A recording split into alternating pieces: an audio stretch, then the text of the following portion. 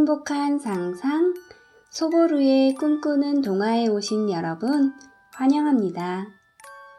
오늘은 바로 전래동화 모음인데요. 과연 옛날 호랑이 담배 피던 시절 우리가 살지 않았던 그 세상 속에는 어떤 이야기들이 우리를 기다리고 있을까요? 눈을 감고 목소리만 집중해 들으면서 여러분의 상상의 날개를 활짝 펼쳐주세요. 준비되셨나요? 그럼 이야기 속으로 들어가 볼까요? 제목, 효녀 심청. 옛날 어느 마을에 금슬 좋은 신봉사 부부가 살고 있었어요. 남편은 성실하고 마음씨 착했지만 눈이 보이지 않았어요. 그런 남편 옆에서 아내는 앞을 보지 못하는 남편에게 눈이 되어주고 빛이 되어주었죠. 여보, 이쪽이에요. 앞에 돌뿌리가 있어요. 조심해요. 그래. 고맙구려. 아내는 남편의 팔을 붙잡고는 자세한 설명을 해주었고, 앞을 못 보는 남편에게는 늘 그런 아내가 버팀목이 되어주어 든든하기만 했죠. 그러던 어느 날 아내는 예쁜 아기를 낳았어요. 그런데 죽을 병이 걸리고 말았죠. 여보, 아기 이름을 청이라고 불러주세요. 우리 아이 심청. 딱 한 번만 안아볼 수만 있다면. 아내는 마지막 힘을 다해 말하고 마지막 숨을 거두고 말았어요. 눈이 안 보이는 신봉사에게 아기를 키우는 일은 너무나 힘들었어요. 배고파 우는 청이를 등에 들쳐업고는 지팡이로 더듬더듬 앞을 헤치며 마을 아주머니들을 찾아다니기 일쑤였답니다. 아주머니, 아기 남기고 남은 젖이 있거든.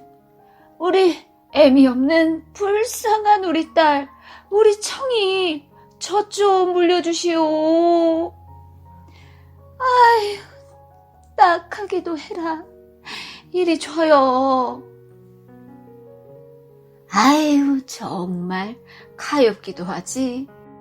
자, 많이 먹으렴. 신봉사는 온 동네를 다니며 아이가 클 때까지 간곡히 부탁을 하며 젖 동냥을 하러 다녔어요. 마을 아주머니들은 그런 신봉사와 청이가 가여워서 젖이며 헌옷이며 남은 음식들도 조금씩 나누어 주었어요.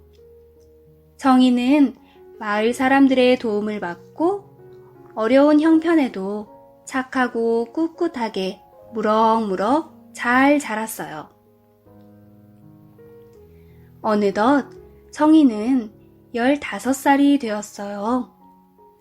일손이 필요한 집 곳곳을 다니며 밭도 메어주고 부엌일도 거들어주고 저녁에는 삭 바느질도 해주었어요. 그렇게 일을 해주고는 돈을 받아 아버지께 식사를 챙겨드리며 정성껏 모셨어요. 청아, 일이 힘들지? 미안하구나. 이 못난 아비 때문에. 어린 네가 밤낮으로 그 고생을 하니? 신봉사가 걱정하면서 한숨을 내쉬는 일이 많았어요. 그러면 청이는 늘 배시시 웃으며 말을 했죠. 아니에요. 하나도 안 힘들어요.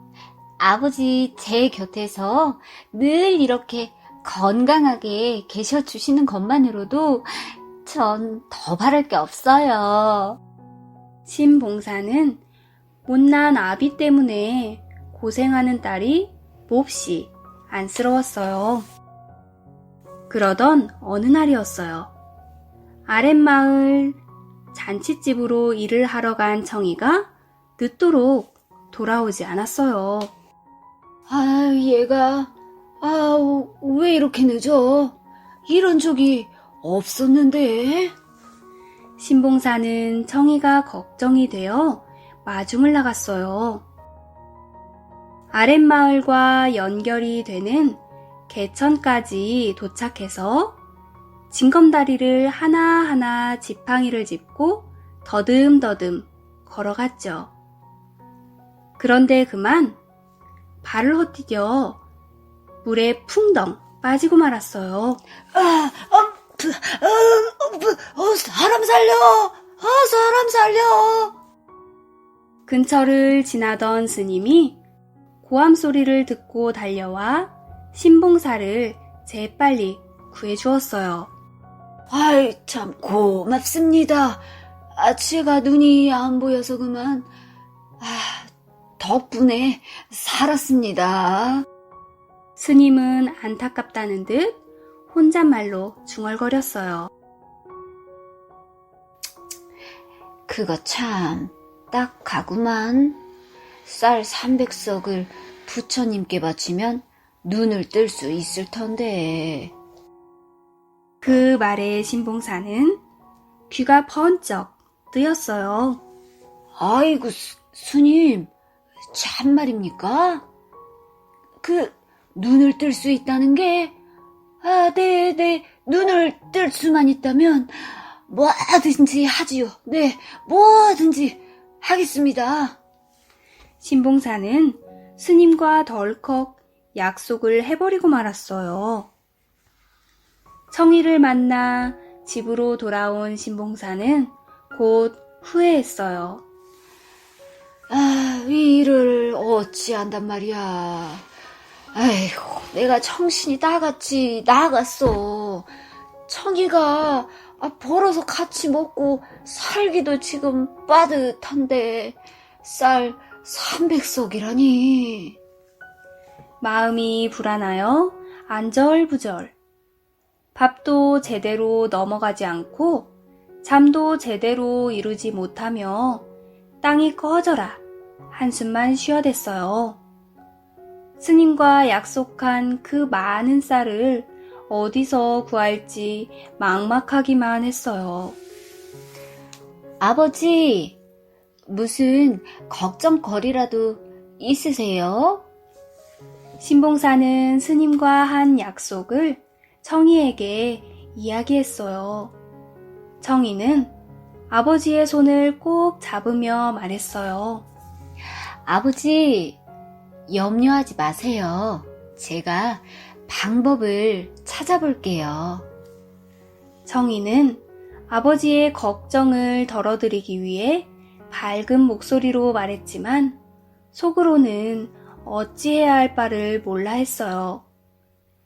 며칠 뒤 마을에 이상한 소문이 들려오기 시작했어요. 바로 뱃사람들이 처녀를 산다는 소문이었죠. 뱃사람들 말 들었어?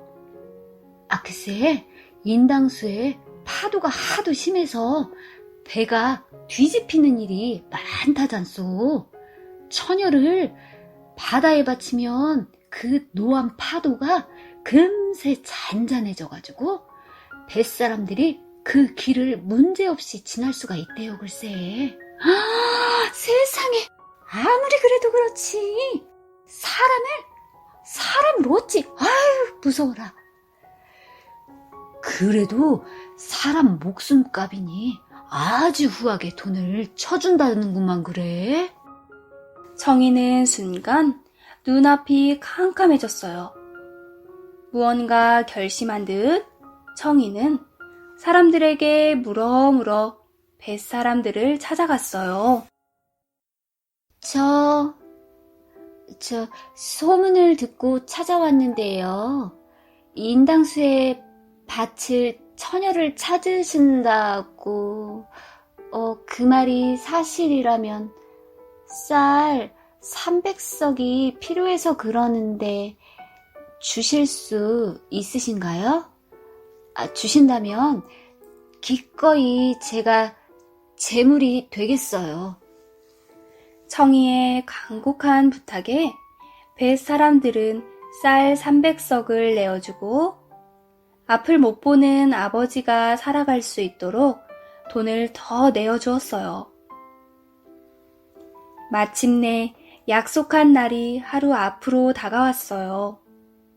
정희는 아버지의 구멍난 옷을 꿰매고 집안 곳곳을 깨끗이 청소하였어요. 드디어 배가 떠나는 날, 새벽닭이 울자 청이 눈에서도 눈물이 하염없이 두 뺨을 타고 흘러내렸어요.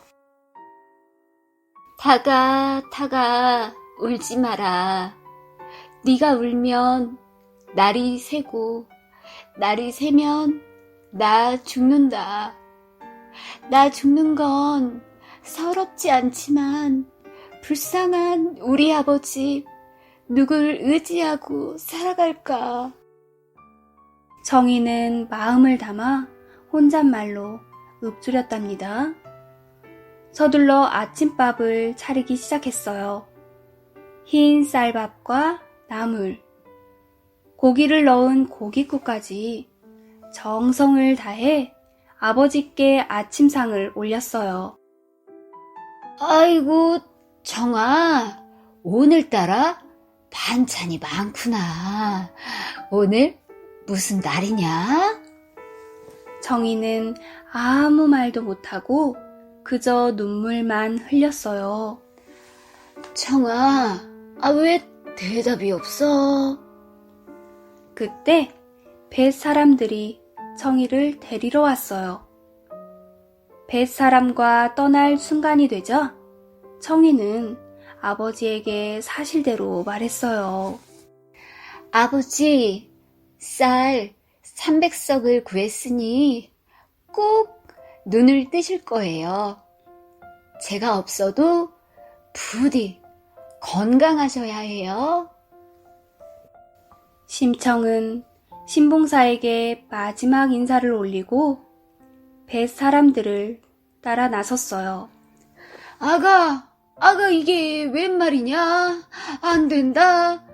절대 못 간다.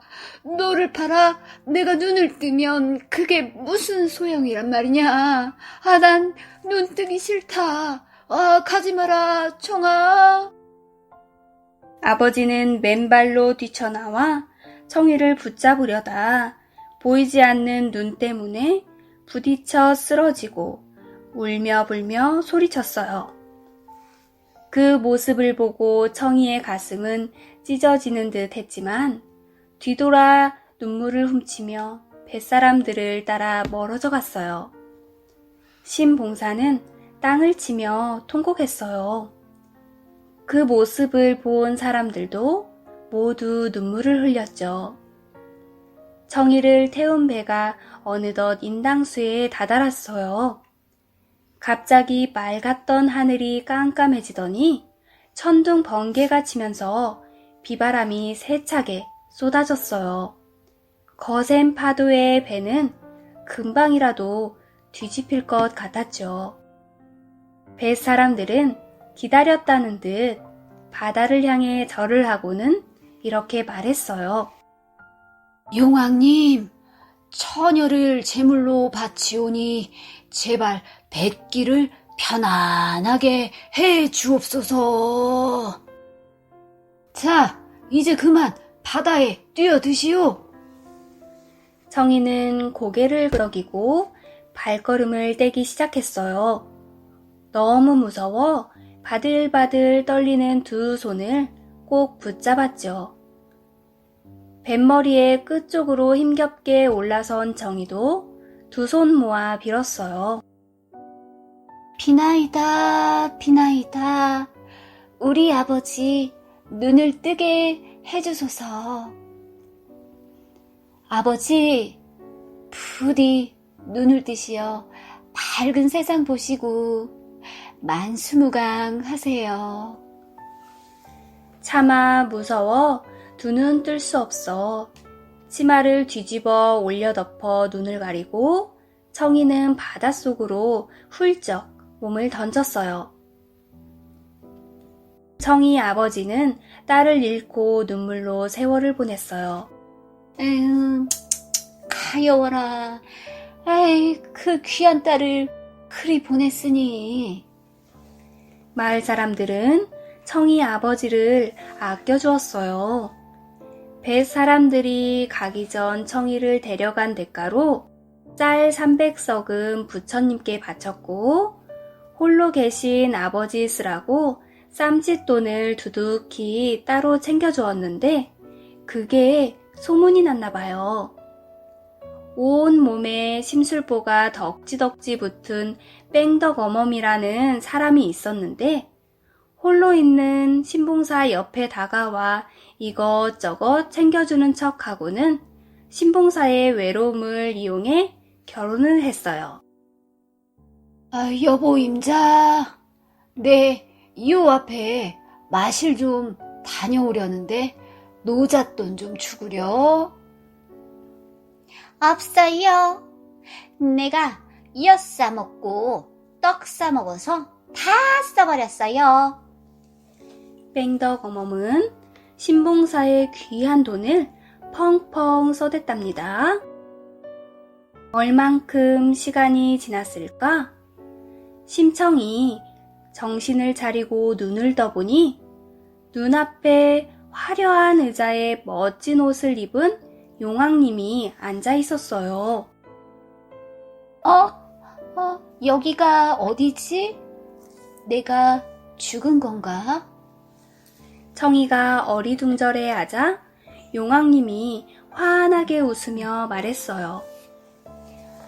여기는 용궁이란다.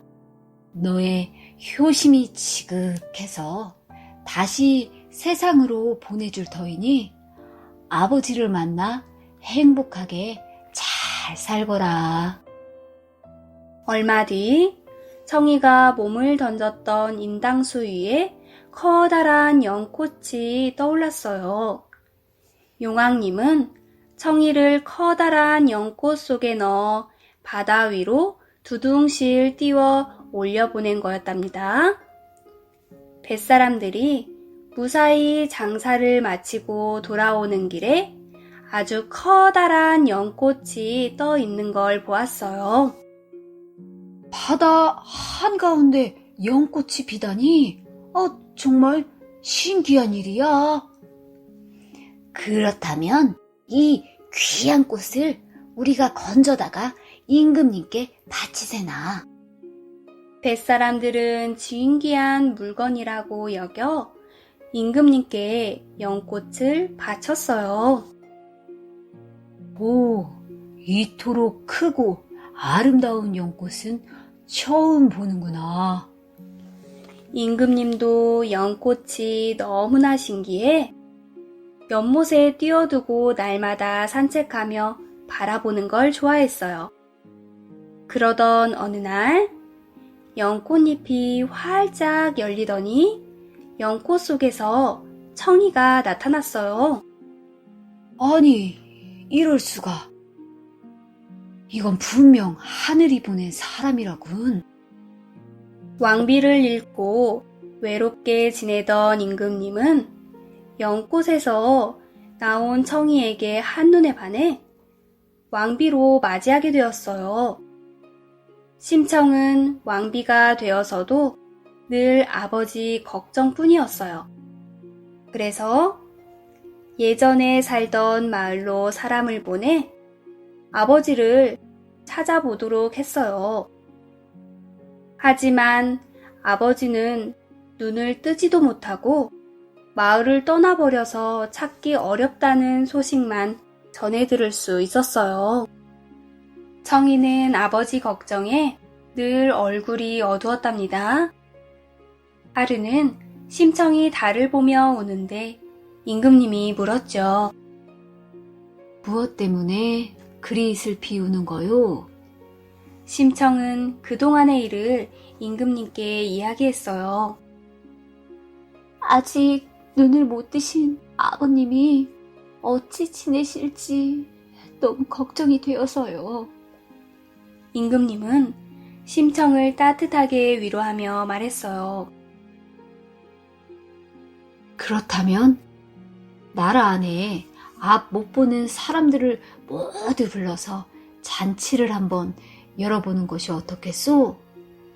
아버님이 아직 눈을 뜨지 못했다면 분명히 꼭 만나게 될 것이오. 임금님의 말에 청이는 고개를 끄덕이며 눈물을 닦았어요. 청이의 아버지도 궁궐에서 열린다는 잔치 소식을 듣고는 뺑덕어멈에게 말했어요. 여보, 임자, 궁에서 열린다는 잔치에 다녀오려는데 노잣돈이 필요하니 좀 주구려.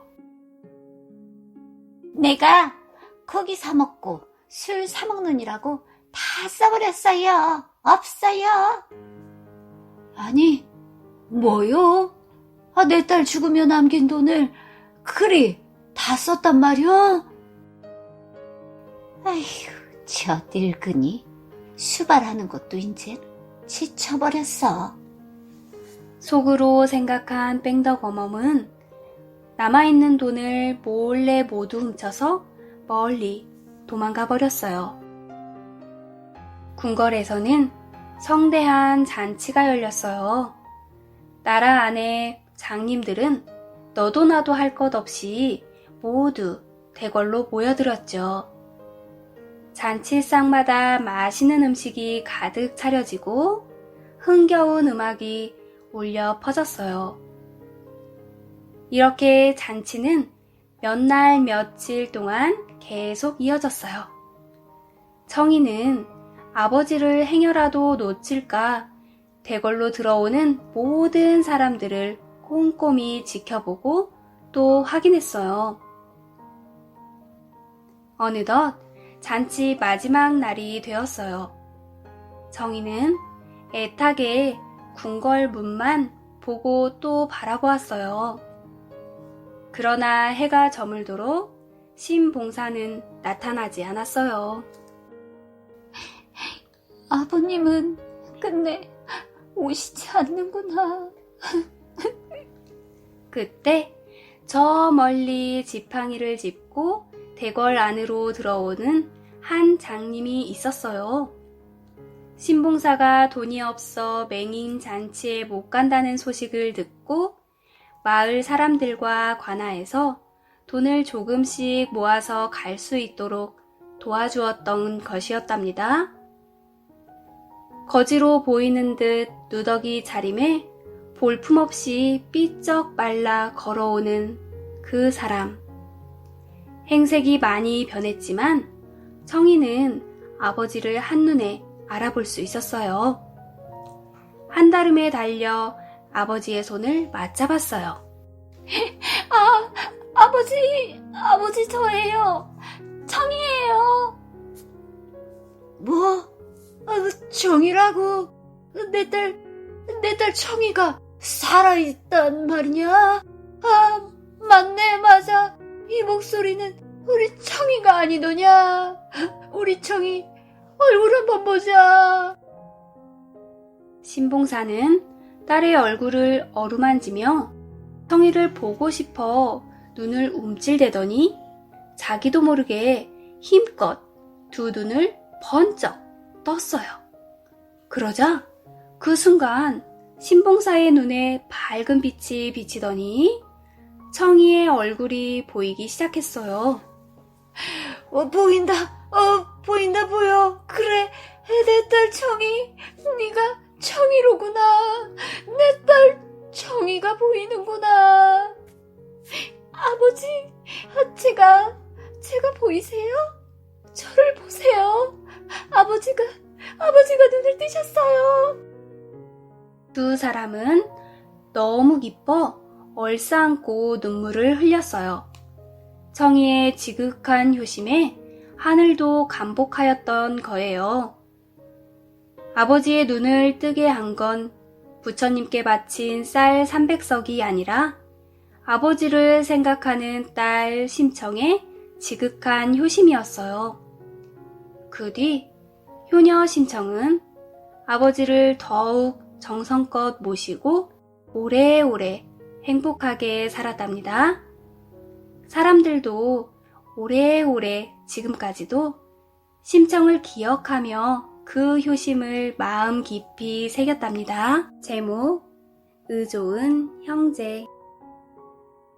옛날 어느 시골 마을에 홀로 계신 어머니와 사이좋은 형제가 함께 살고 있었어요. 어렸을 때부터 형은 아버지 없는 목까지 동생에게 사랑을 듬뿍 주었어요. 아우야, 형, 나무하러 갈 건데 같이 갈래? 같이 가서 넌 새소리 들으면서 산딸기도 따서 먹고 나비랑 개구리도 잡으면서 형 옆에서 놀면 되지.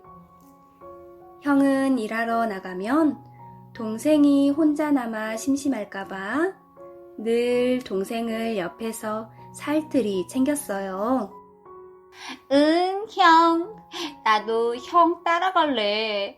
어부바 해줘. 어부바. 이리 와, 내 동생. 어휴, 많이 먹어야겠다. 언제 커서 형님처럼 커질 거야? 늘 사랑을 듬뿍 주며 자기를 아껴주는 형을 동생도 잘 따랐어요. 동생이 자라자 형은 일도 이해하기 쉽게 다치지 않도록 잘 가르쳐 주었죠. 나무를 하러 가면 자, 나무를 할 때는 이 잡는 도끼를 이렇게 손잡이 아래 끝을 잡지 말고 그렇지. 그렇게 도끼 위쪽을 가까이 잡는 거란다. 풀을 매러 가면 옆에서 웃으며 동생이 어떻게 하는지 바라보았다가 풀을 뽑을 때는 겉에만 뜯어내면 안 되고 이렇게 뿌리 끝까지 뽑아내버려야 다시 자라지 않는 거야. 영차, 이렇게 해요? 아이고 잘하네 내 동생. 넌 하나를 가르쳐주면 둘을 아는구나. 이렇게 서로의 말에 귀를 기울이고 칭찬을 해주며 서로 사이좋게 지냈답니다. 그렇게 시간은 훌쩍 지나갔어요. 어머니, 많이 잡수세요. 형님 부부는 정성껏 진지상을 차려서 어머니께 올렸어요. 어머니, 편히 주무세요. 아우는 어머니 주무실 자리를 봐드리기 위해 늘 이부자리를 깔아드렸어요.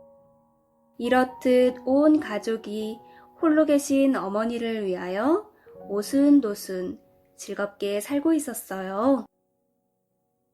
동생도 어느덧 혼례를 치룰 나이가 되어서 집안에 새 식구를 맞이하게 되었죠. 아들, 딸 많이 낳고 사이좋게 행복하게 지내렴.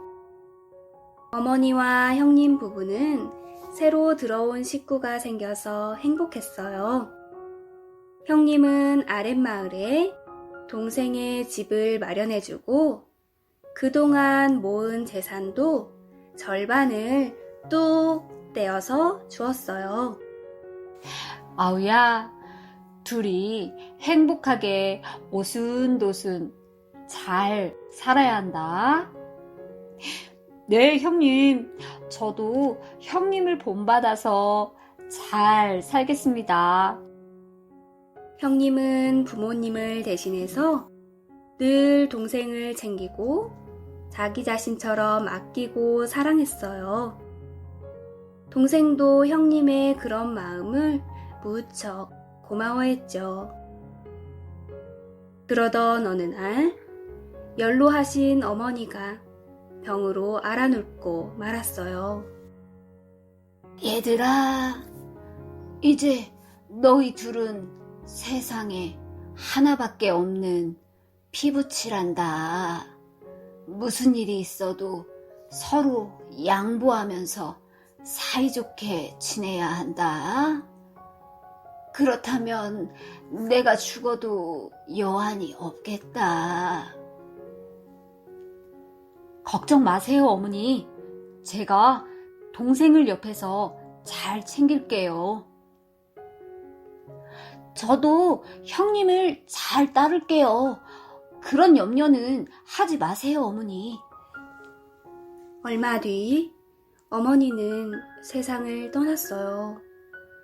형제는 서로 다독이며 슬픔을 이겨냈죠. 따스한 봄날 아침, 형제가 논에서 만났어요. 아우야, 아유, 벌써 일하러 나왔니? 형님이야말로 아침잠도 없으세요? 형제는 서로 얼굴을 마주보며 크게 웃었어요. 일을 하다 보니 출출하여 새참을 먹을 시간이 되자 서로 간식 보따리를 풀었죠. 형님, 우리 아내가 이렇게 주먹밥을 해주었지 뭐예요. 자, 형님부터 먼저 드세요. 아유, 아니다. 난 가래떡을 좀 뽑아왔는데 이것 좀 먼저 먹으렴. 형제는 형님 먼저 아우 먼저 싸온 음식을 서로 내어주기 바빴죠. 이렇게 두 형제는 각자 살림을 차리고 가족들을 건사하며 살았지만 늘 누가 먼저랄 것 없이 서로 일을 합심하여 돕고 양보하며 살았어요. 어느덧 가을이 되었어요. 논에는 누렇게 익은 벼가 황금 물결로 출렁거렸어요. 형님 눈의 벼부터 베요. 제가 열심히 도울게요. 아유, 아니야. 네 눈의 벼부터 얼른 베자. 형제는 빠른 손놀림으로 합심하여 벼를 베었어요. 온 몸에 땀이 비오듯 해서 옷도 땀으로 금세 젖어버렸죠. 아우야, 아우 좀 쉬엄쉬엄 천천히 하렴. 형님, 저는 괜찮으니 형님이나 좀 쉬셨다가 천천히 하세요. 형제는 몸을 아끼지 않고 일을 한 탓에 마침내 벼를 모두 베었어요. 형제는 그득히 쌓아진 볕단을 세어보았죠. 형님, 볕단의 수가 똑같네요. 그래? 넓이가 같은 논에서 벼를 베어서 그런가? 그거 참 신기하구나. 형님이 애쓰신 덕분에 이렇게 우리 올해도 풍년입니다. 에이, 무슨 소리냐. 네가 부지런히 열심히 일한 탓이지. 봄, 여름 쉴 새 없이 땀을 흘려서 열심히 일한 두 형제는 다른 사람들보다 더 많은 벼를 거둘 수 있었어요. 형제는 제각기 볕단을 집으로 옮기기 시작했어요. 그러다 형님은 동생에게 말을 건넸죠. 아우야, 생각해보니 넌 새 살림을 차린 지 얼마 안 됐으니 네가 벼를 좀 더 가져가거라. 아닙니다, 형님. 형님 식구들이 훨씬 많으니 형님이 더 가져가셔야죠. 제 것을 좀 나눠드릴 테니까 더 가져가세요. 둘은 서로 자기 것을 더 내어주겠다며 실랑이를 벌이다가 결국엔 똑같이 나누어 가지기로 했답니다. 그날 밤, 형은 잠을 이루지 못하고 뒤척였어요. 그리고는 속으로 생각했죠. 안 되겠어. 동생은 살림을 차린 지 얼마 되지 않아서 필요한 게 많을 거야. 내 걸 좀 보태줘야겠는데. 이제 어쩐다. 아유, 여보. 무슨 일이에요? 왜 이렇게 뒤척거리고 잠을 자지 못하는 거예요? 아내가 묻자 형이 말했어요. 동생한테 별을 더 주고 싶은데 한사코 거절을 하니 어쩐단 말이오. 네?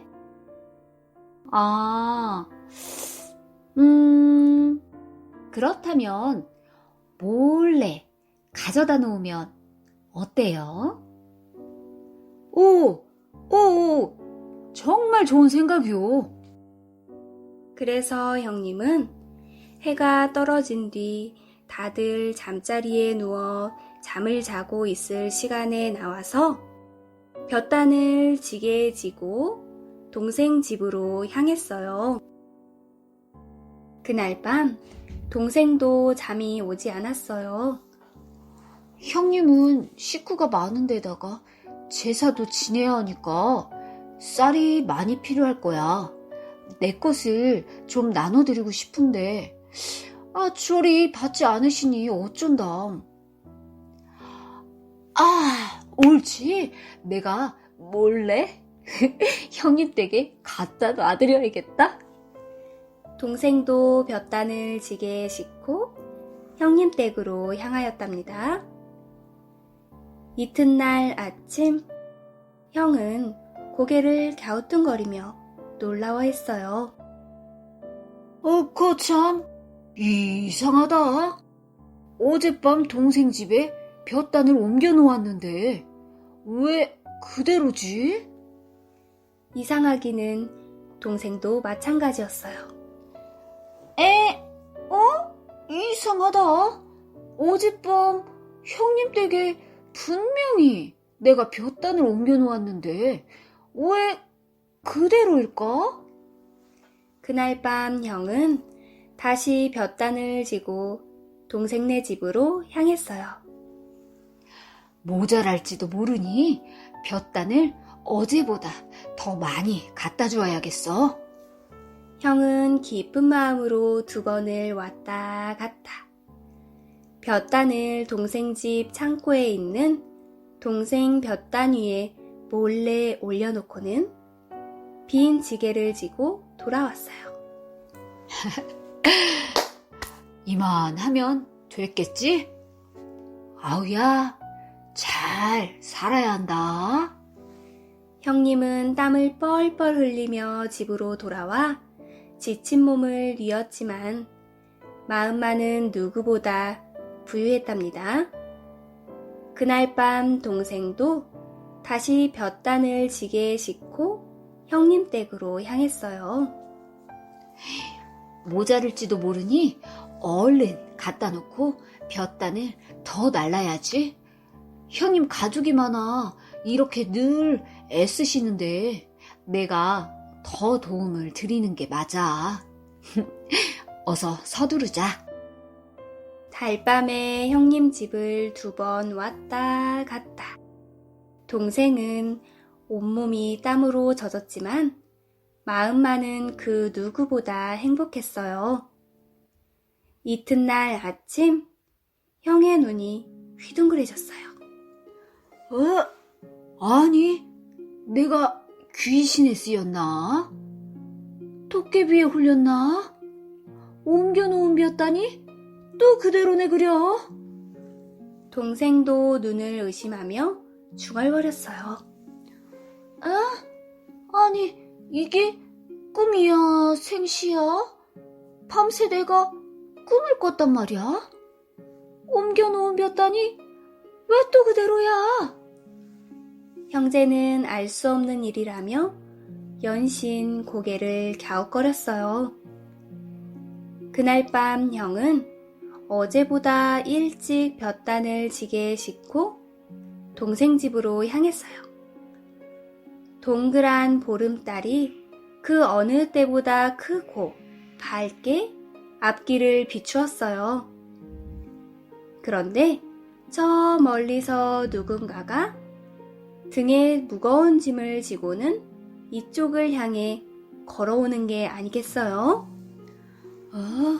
한밤중에 무슨 저런 큰 짐을 지고 다니는 사람이 다 있다.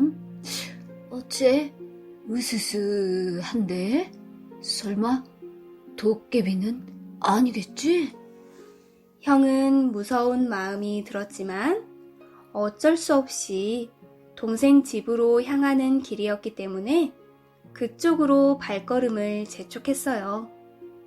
저 멀리에서 한 걸음씩 나아갈수록 가까이, 좀 더 가까이, 밝은 달빛에 형체가 나타나기 시작했어요. 아니던? 야, 네가 웬일이냐? 형님, 아니 형님이 이 시각에 어찌? 형과 아우는 깜짝 놀라 소리쳤어요.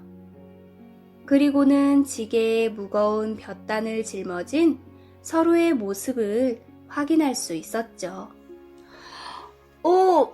우리 집에 볕단을 가져다 준 사람이 바로 너였구나. 그럼 형님이 저희 집에 볕단을 놔주신 거였군요. 그제서야 형과 동생은 자기 집 창고에 볕단이 줄지 않은 이유를 깨달을 수 있었어요. 이런 세상에 고맙다, 아우야. 고마워요, 형님. 두 사람은 볕단을 진 채로 서로의 손을 맞잡고 기뻐하며 눈물을 흘렸어요. 그 어느 때보다 휘영청 밝고 환한 달님이 방긋 웃으며 의좋은 형제를 포근히 비춰주었어요. 그 뒤로도 우애 좋은 형제는 오랫동안 사이좋게 지냈답니다. 제목 선녀와 나무꾼. 옛날 깊고 깊은 산속 마을 오두막집에 가난한 나무꾼과 어머니가 단 둘이 살고 있었어요. 마음씨도 착하고 성실한 나무꾼이었지만 하루하루 나무를 팔아 겨우 먹고 사는 형편이어서 늦도록 장가를 못 갔어요. 그러던 어느 날 나무꾼이 산에서 나무를 한창 하고 있는데 뒤에서 뭔가가 다급하게 달려오는 소리가 났어요. 살려주세요! 살려주세요! 사냥꾼이 절 쫓아와요! 사슴은 바들바들 떨면서 애원했어요. 저런. 얼른 이리로 들어와 숨거라. 나무꾼은 그 모습이 너무 불쌍해서 지게 뒤 나무 덤불 속에 숨겨주었어요. 곧이어 사냥꾼이 헐레벌떡 달려왔어요. 이보시게. 방금 사슴 한 마리가 이쪽으로 지나가는 걸 보았나? 네. 저쪽으로 뛰어가던걸요. 나무꾼은 손가락으로 저 멀리를 가리키며 말했어요. 사냥꾼은 웃으며 고개를 끄덕이고는 다급히 사라졌어요. 사슴아, 이제 됐다. 이제 나와도 돼. 나무꾼은 사냥꾼을 따돌린 뒤 사슴을 불러내어 말했어요. 그러자 사슴이 말했어요. 살려주셔서 정말 감사해요. 제가 꼭 은혜를 갚고 싶은데 소원이 있으면 말씀해 보세요. 나무꾼은 부끄러워하면서 대답했어요.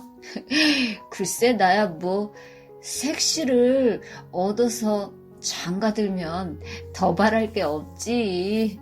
그게 효도인데 내가 아직 장가를 못 가서. 그러세요? 참 잘 됐네요. 보름달이 뜨는 오늘이 마침 선녀들이 내려와서 목욕하는 날이거든요. 저기 저 산 꼭대기 연못으로 가서 선녀가 벗어놓은 날개 옷을 한 벌 몰래 감추세요. 날개 옷을 잃어버린 선녀는 하늘로 못 올라가거든요. 그러면 그 선녀와 결혼해서 사시면 됩니다. 참! 아이를 셋 낳을 때까지는 날개 옷을 절대 선녀에게 주면 안 돼요. 그래? 정말 고맙다. 잊지 않을게. 그날 밤 나무꾼은 사슴이 알려준 산꼭대기로 올라가 연못과 바위 뒤에 몸을 숨겼어요. 보름달이 두둥실 밝게 비추자 하늘에서 은빛으로 빛나는 날개옷을 입은 선녀들이 연못가로 내려왔어요. 눈이 부시게 아름다운 선녀들은 날개옷을 벗고 목욕을 하기 시작했죠. 나무꾼은 가슴이 콩닥콩닥 뛰고 손이 바들바들 떨렸지만 얼른 날개옷 하나를 골라 품 안에 꼭꼭 숨겼어요. 얘들아, 이제 그만하고 올라가자. 곧 달이 지겠어. 목욕을 마친 선녀들은 하나둘 옷을 입고 하늘로 올라갈 채비를 했어요. 그때 막내 선녀가 발을 동동 구르며 소리쳤어요. 언니들, 내 옷이 없어요. 아무리 찾아도 없어. 어떻게 해? 잘 찾아봐. 그럴 리가. 선녀들이 다 함께 허둥지둥 날개옷을 찾아보았지만 옷은 보이지 않았어요. 얘들아, 더 이상 지체하면 안 돼. 우리 모두 다 쫓겨나게 될 거야. 시간 안에 들어가야 한다고. 막내야, 미안하지만 안 되겠어. 일단 우리 먼저 올라가서 말씀드려 놓을 테니까 넌 일단 조금 더 찾아보도록 해. 다급했던 선녀들은 막내 선녀를 남겨두고 모두 하늘로 불이 나게 훨훨 날아올라가 버렸어요. 홀로 인간 세상에 남은 막내 선녀는 서럽고 무서운 나머지 눈물을 뚝뚝 흘리며 흐느끼기 시작했어요. 어쩌면 좋아. 그때 한쪽에서 나무꾼이 선녀 앞에 나타나 위로의 말을 건넸어요. 무슨 일이셔? 이 밤에 왜 혼자 여기서 울고 있는 거요? 그러자 선녀는 눈물을 닦으며 하늘로 올라가지 못한 자신의 처지를 이야기해 주었어요. 나무꾼은 자신의 겉옷을 벗어주며 말했어요. 그럼 어디 묵을 곳이 없을 터이니 나를 따라 가시지요. 다른 방법이 없었던 선녀는 나무꾼을 따라 집으로 함께 향했어요. 그 뒤 선녀와 나무꾼은 결혼을 해서 아이도 둘이나 낳고 어머니를 살뜰히 모시며 알콩달콩 살았어요. 나무꾼의 어머니도 무척 기뻐하였죠. 아유, 우리 집에 어쩌다가 이런 복덩이가 들어왔는지. 내가 지금 죽어도 여한이 없겠다. 선녀가 들어온 이후 온 집안이 환해지고 아이들로 복닥복닥 얼굴에는 싱글벙글 웃음꽃이 활짝 피었답니다.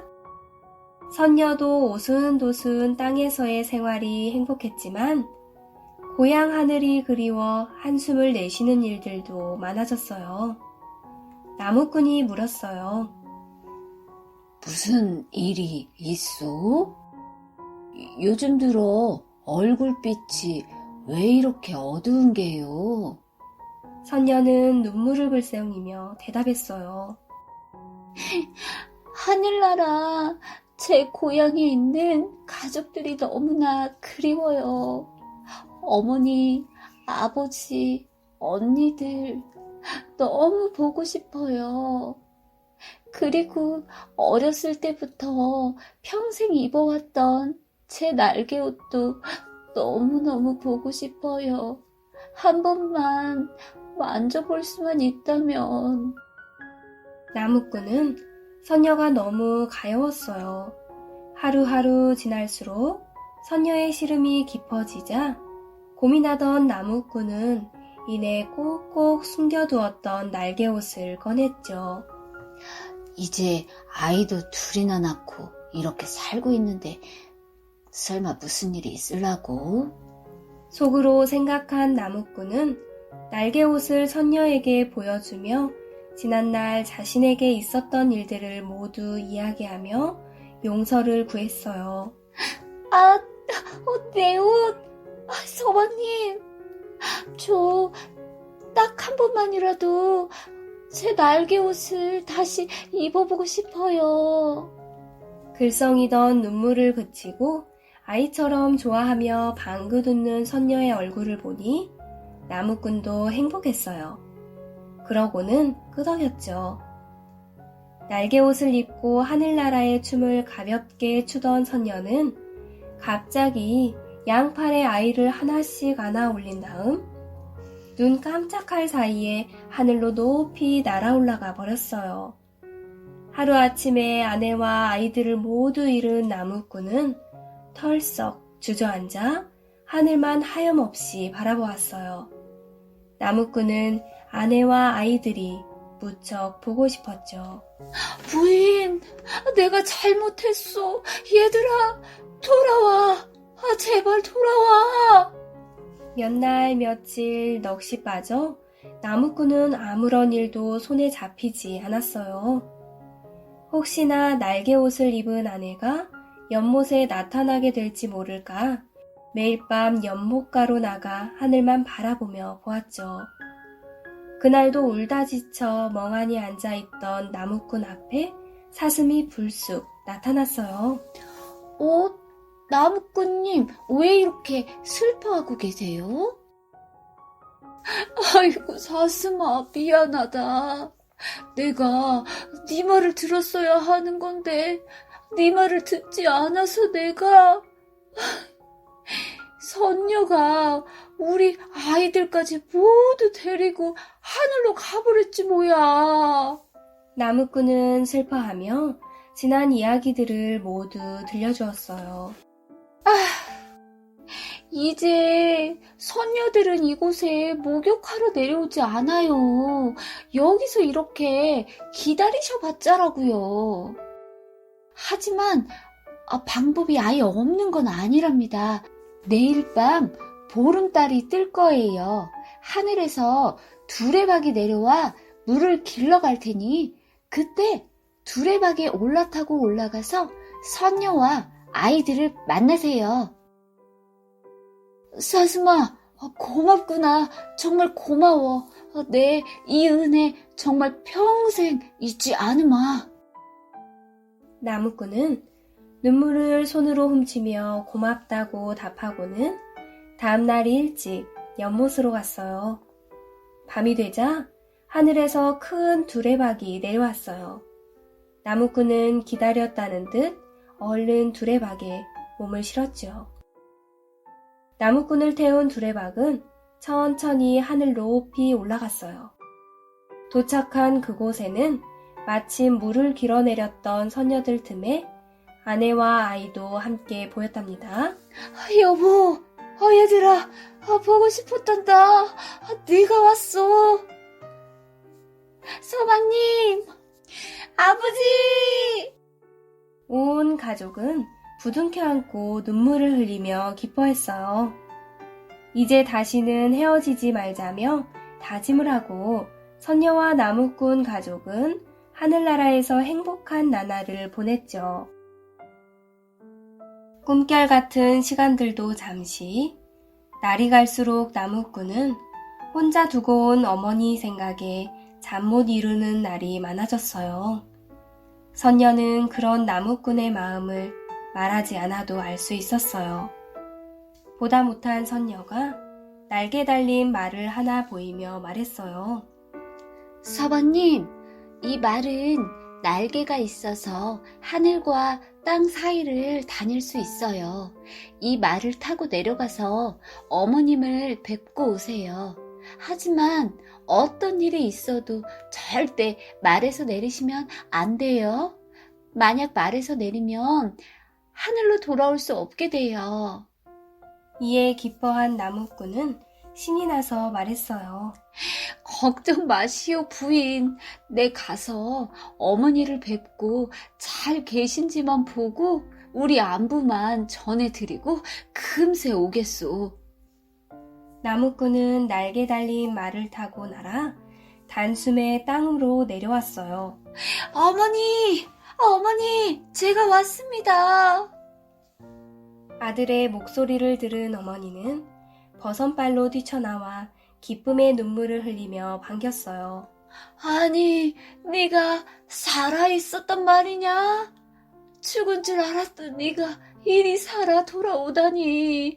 이게 꿈이냐, 생시냐? 어머니, 저희 네 식구는 하늘나라에서 잘 살고 있으니 걱정 마세요.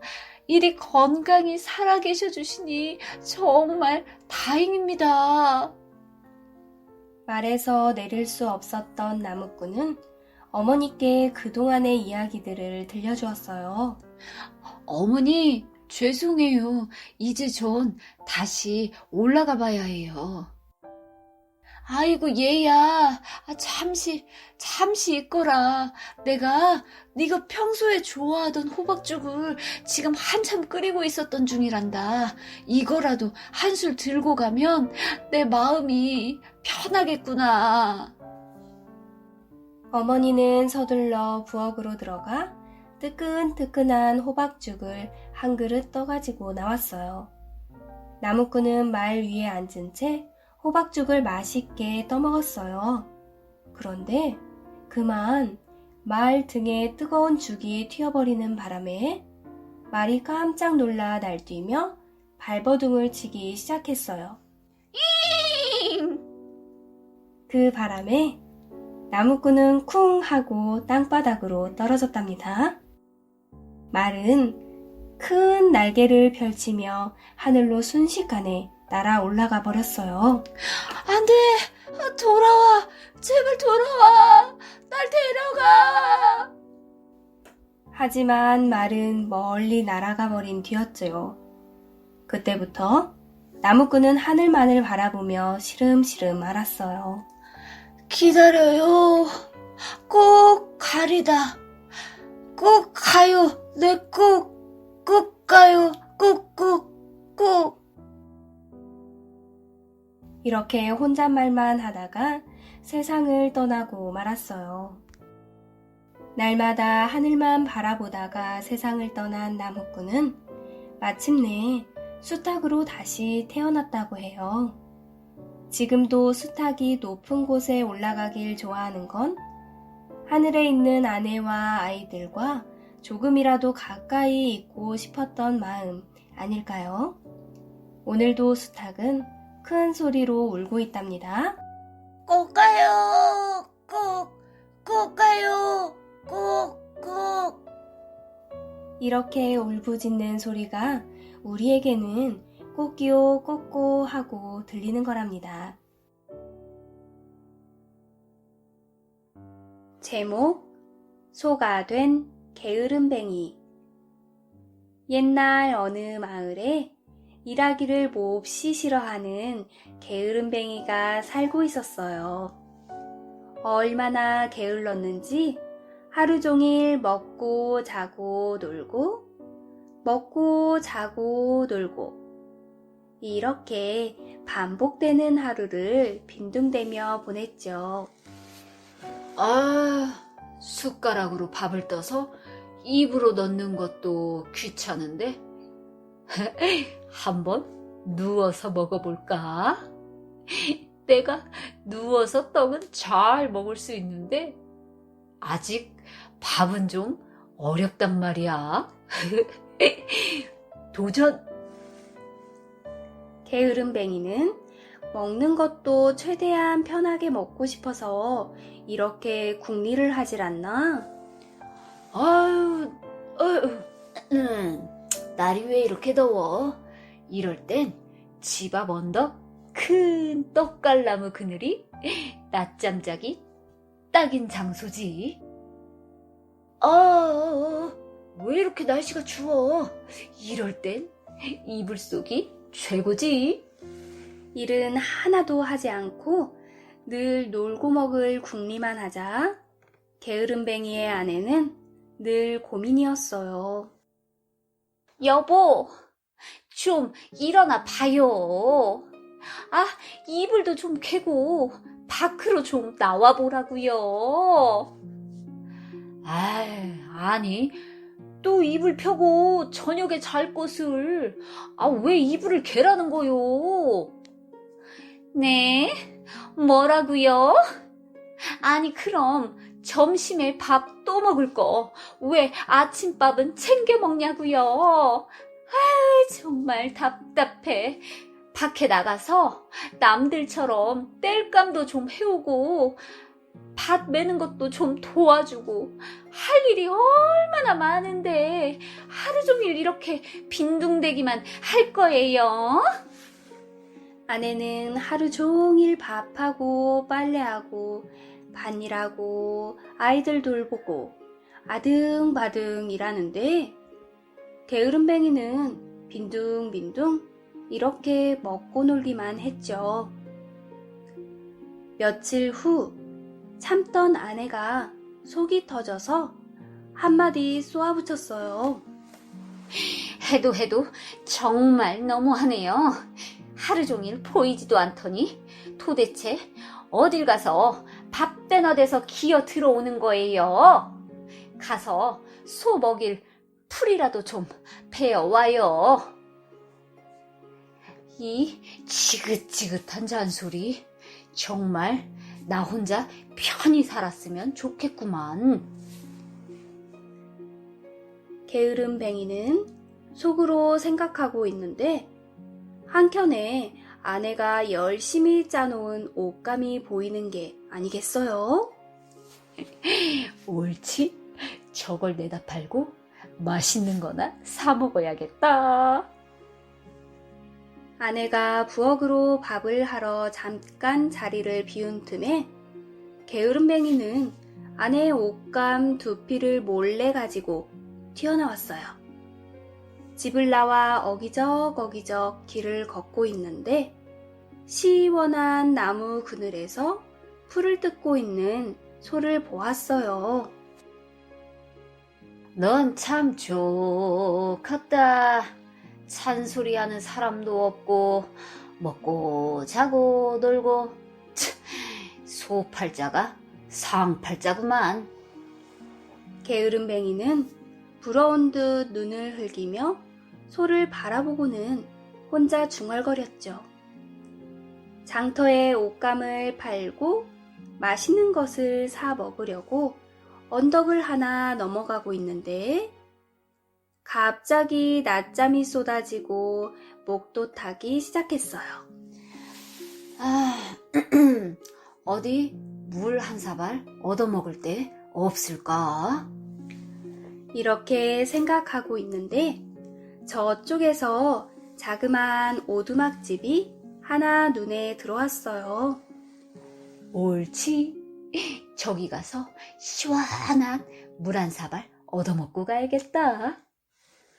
오두막집에 막 들어서는데 한 할아버지가 소의 탈을 만들고 있는 게 아니겠어요? 저 어르신, 목이 말라 그러는데 물 한 사발만 얻을 수 있을까요? 저 어르신! 노인은 탈을 어찌나 집중해서 열심히 만들고 있는지 몇 번을 물어도 대답이 없었어요. 게으름뱅이는 그 노인이 만들고 있는 탈을 유심히 들여다보았어요. 그런데 그 탈은 뭐 하러 그렇게 열심히 만든답니까? 응? 고생스럽게. 이건 그냥 탈이 아니라네. 이것만 있으면 일하지 않고 평생 놀고 먹어도 되는 소원을 들어주는 귀한 탈이라고. 게으름뱅이는 눈이 번쩍 뜨였어요. 네? 그렇다면 이 옷감과 그 탈을 바꾸시지요. 이 옷감은 돈 주고도 못 구하는 아주 유명한 사람이 만든 아주 귀한 옷감입니다. 게으름뱅이는 소의 탈을 얻기 위해 할아버지께 간곡히 부탁했어요. 여보게, 자네 이 물건이 그리도 탐이 나는가? 아이쿠, 그럼요. 제 평생 소원이 놀고 먹고 자고 일하지 않고 편히 사는 것입니다. 게으름뱅이가 탈을 얻기 위해 사정하고 또 사정했어요. 할아버지는 게으름뱅이에게 소머리 탈을 내밀었어요. 어이쿠, 어르신, 감사합니다. 게으름뱅이는 신이 나서 얼른 소머리 탈을 얼굴에 냅다 뒤집어 썼어요. 그러자 탈이 얼굴에 척 하고 달라붙었어요. 게으름뱅이는 탈을 얼굴에 쓰자마자 답답함에 얼굴이 조여왔어요. 아무리 탈을 벗으려고 해도 벗어지지가 않았죠. 놀란 게으름뱅이는 소리쳤어요. 영감님, 저 좀 도와주세요. 이 탈 좀 벗겨주세요.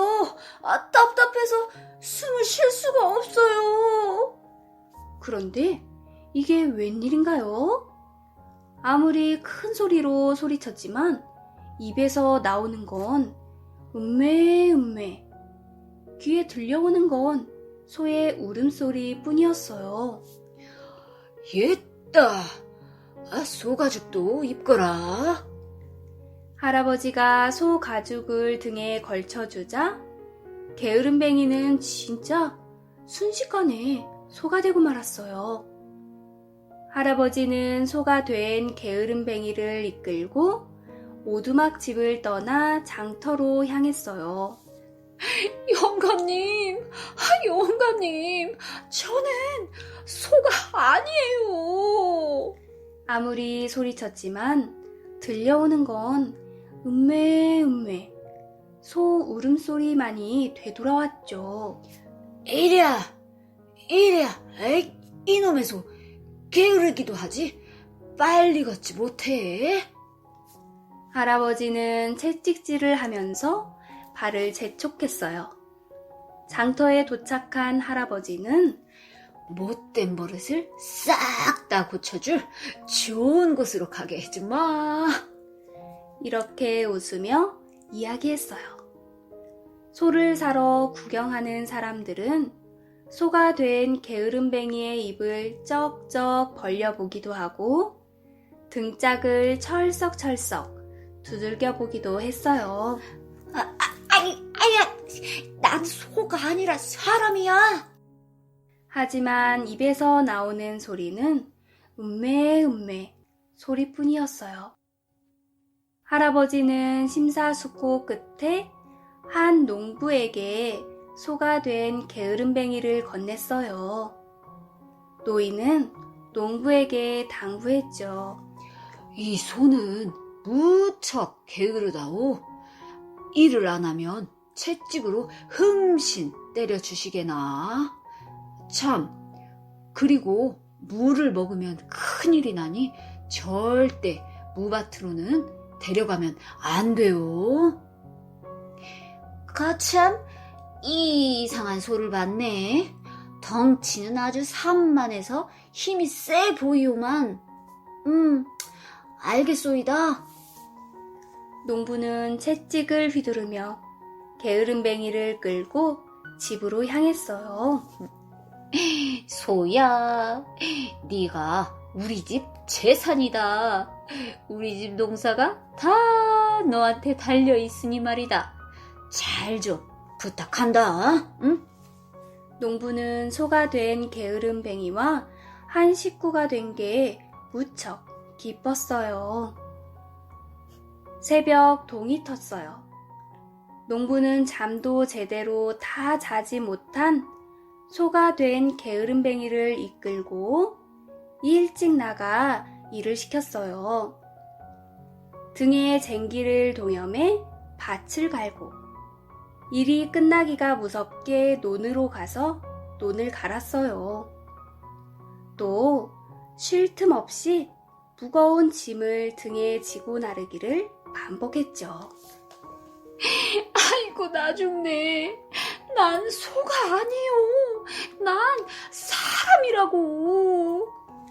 소가 된 게으름뱅이가 소리쳤지만 들리는 것은 음메음메 소리뿐이었어요. 매일 놀고 먹던 게으름뱅이는 고된 노동에 다리와 허리가 부러질 듯한 고통을 느껴 시름시름 앓았어요. 배고파서 조금이라도 쉬려 하면 농부는 채찍질을 해대며 해가 떨어지기 전에 일을 끝마쳐야 한다며 더욱 힘차게 비를 당겼답니다. 소가 된 게으름뱅이는 컴컴한 밤이 되어서야 외양간에 들어와 쉴 수 있었어요. 팔, 다리 마디마디가 끊어질 듯 아프고 콧뚜레를 꿰인 코도 얼얼했어요. 나는 소가 아니라고. 소가 된 게으름뱅이는 눈물을 흘리며 자신의 신세가 서글퍼서 훌쩍였어요. 소가 된 게으름뱅이는 매일매일 울다 지쳐 잠이 들었어요. 날이 가고 달이 바뀌어도 무엇 하나 달라지는 게 없었죠. 뼈가 부서지도록 일을 하고 집에 돌아오면 지저분한 외양간에 먹을 것이라고는 맛없는 여물죽뿐이었죠. 게으름뱅이는 밤마다 눈물을 흘렸어요. 게으름을 피우던 내가 이렇게 벌을 받는구나. 그동안 나 대신 일하던 우리 아내 얼마나 힘들었을꼬. 집에 두고 온 아내와 아이들이 너무나 그리웠어요. 새벽이 밝아오자 농부가 소리쳤어요. 아, 이놈의 소가 갈수록 왜 이렇게 게으른 거야? 야, 이놈아, 어여 일어나, 어여. 하지만 게으름뱅이는 몸이 아파 일어날 수가 없었어요. 나는 소가 아니요. 하지만 입에서는 음메음메 소리뿐이었죠. 농부는 소의 배를 툭툭 치며 밭으로 질질 끌고 갔어요. 마침 무밭을 지날 때였어요. 소가 된 게으름뱅이는 문득 노인의 말이 떠올랐어요. 그래, 물을 먹고 큰일이 생겨도 지금보다는 나을 거야. 소는 있는 힘껏 무밭으로 달려갔어요. 농부는 아무리 잡아 이끌려고 해도 그 힘을 당해낼 재간이 없었죠. 소가 된 게으름뱅이는 순식간에 물을 우적우적 씹어먹었어요. 그러자 이게 웬일인가요? 소 머리 탈이 떨어지고 소 가죽이 훌러덩 벗겨지는 게 아니겠어요? 몸이 가벼워진 게으름뱅이가 농부에게 소리쳤어요. 나는 소가 아니란 말이요. 소의 울음소리가 아닌 사람의 목소리가 들려왔죠. 귀신, 아니, 소가 사람 됐다.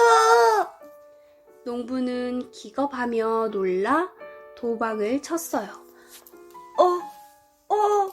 이게 꿈이야, 생시야? 내가 다시 사람이 되다니? 사람이 된 게으름뱅이는 믿기지 않아서 자기의 온몸을 꼬집고 더듬었어요. 내가 사람이 되었구나. 사람이 되었어. 게으름뱅이는 헐레벌떡 집을 향해 뛰기 시작했어요. 언덕 하나를 남기고 잠시 멈춰서서 할아버지가 있었던 오두막집 터를 바라보았죠. 이상하다. 분명 여기 이쯤에 있었는데. 집과 할아버지는 온데간데 없고 아내가 짠 옷감 2필만이 덩그러니 놓여져 있었어요. 분명 산신령님이 내 게으름을 깨우쳐 주시려 했던 게야. 깨달음을 얻은 게으름뱅이는 옷감을 짊어지고 그리운 아내와 아이들이 있는 집으로 힘차게 달려갔어요. 그 뒤로 어떻게 되었냐고요? 집으로 돌아온 게으름뱅이는 아주 딴 사람이 되었대요. 논일 밭일 가리지 않고 아주 열심히 부지런히 그렇게 일하고 가족들을 살뜰히 챙기는 멋진 아빠, 멋진 남편이 되어서 마을에서도 소문난 부지런쟁이가 되었답니다.